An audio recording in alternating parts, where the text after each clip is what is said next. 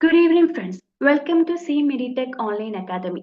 So, നമ്മൾ ഇന്നത്തെ class എന്ന് പറയുന്നത് പി എസ് സിയിൽ പ്രീവിയസ് ആയിട്ടുള്ള ക്വസ്റ്റ്യൻ ആൻസർ ഡിസ്കഷൻ ആണ് MLT ബേസ്ഡ് ആണ്. Okay, so moving to the questions. നമ്മൾ ഇന്ന് ഡിസ്കസ് ചെയ്യുന്ന കുറച്ച് ക്വസ്റ്റ്യൻസ് ഡിസ്കസ് ചെയ്യുന്നുള്ളൂ. So first question is infectious plastic waste should be segregated in which colour code pack? And options are white, yellow, blue and red. So this question is based on the biomedical waste management വരുന്ന question ആണിത്. So the infectious plastic waste should be segregated in the red color bag. So biomedical waste management നമ്മൾ വേസ്റ്റിനെ segregate ചെയ്യുന്നത് colour code ആയിട്ടുള്ള bag വെച്ചിട്ടാണ്. So there is green, red, yellow, blue and white. So in the green bag, like general aitla waste like kitchen waste, paper, tissue, water bottles and cans are segregated. And on the red bag, infected aitla plastic waste like syringes, gloves, etc. are segregated.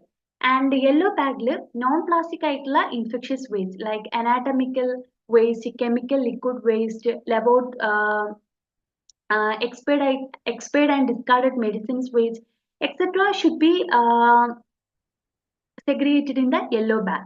And on the blue bag or in the blue container, so antibiotic vials, metallic implants, glassware materials, expect the cytotoxic. Okay, cytotoxic materials should be collected in the infected non-plastic waste like yellow bag cytotoxic waste like liquid cytotoxic waste yellow bag. So glassware material like metallic implants, antibiotic vials should be collected in the blue bag. And on the white container, white container sharp like needles and cut glasses should be collected in the white container. And this white container should have hypochlorite solution. Okay, so the gloves, syringes, plastic waste should be collected in the red bag.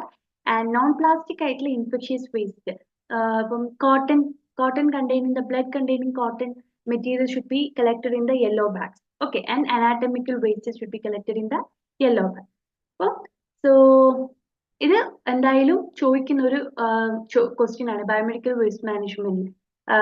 ഏതൊക്കെ plastic ആണ് ഇപ്പം for example ഇങ്ങനെ ചില questions ചോദിക്കുന്ന പറഞ്ഞു കഴിഞ്ഞാൽ needles should be collected in white, red, yellow, blue bag. അപ്പൊ നമുക്ക് കറക്റ്റ് ആയിട്ട് ഏതൊക്കെ ബാഗിലാണ് ഓരോ ഐറ്റംസും സെഗ്രിഗേറ്റ് ചെയ്യുന്നുള്ളത് നമ്മൾ മനസ്സിലാക്കണം. Okay, so next question is which of the following is not a feature of electron microscope? So viruses can be detected. Options A, viruses can be detected. The object appears bright against a dark background. Intracellular structures of bacteria can be seen. An electromagnetic lens is used. Okay, so the following options, which of the following is not a feature of electron microscope? So the answer is the object appears bright against a dark background because in electron microscope we get black and white images on the exterior surface of the cell or specimen.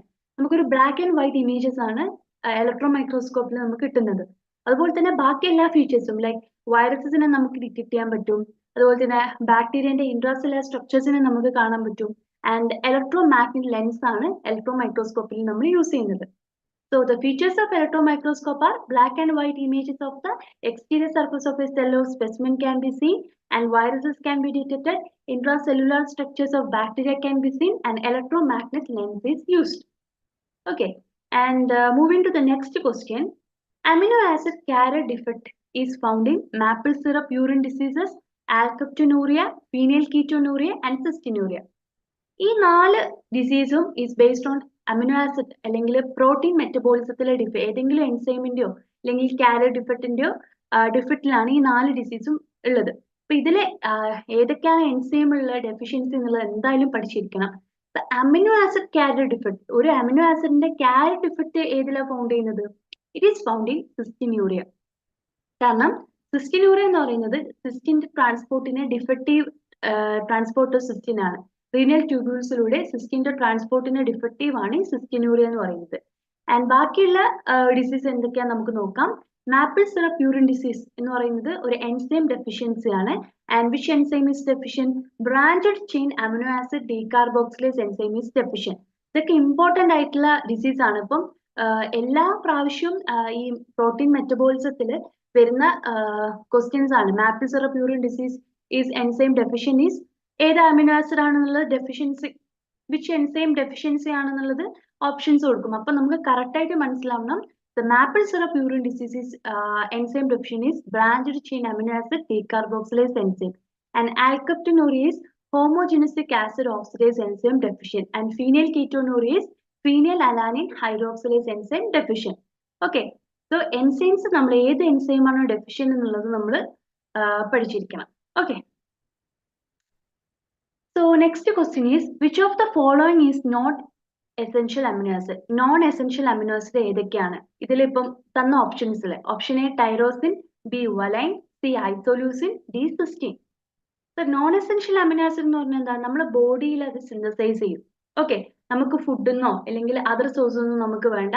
Is a non essential amino acid എന്ന് പറഞ്ഞാൽ body synthesize ചെയ്യുന്ന amino acid ആണ് നമ്മൾ non essential amino acid എന്ന് പറയുന്നത്. So answer is tyrosine.